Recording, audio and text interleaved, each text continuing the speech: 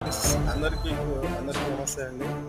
అందరూ బాగుండాలి, అందులో నేను ఉండాలి, అందరూ బాగుండాలి, అందరితో నేను ఉండాలి, అందులో నేను ఉండాలి అన్న సామెత విశ్వ సిద్ధాంతం ఉంది.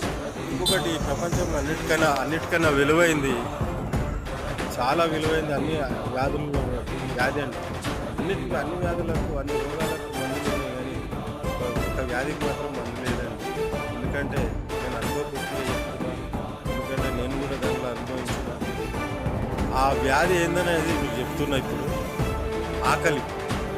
ఈ ఆకలి అనే వ్యాధిని మాత్రం ఏ మందు లేదండి.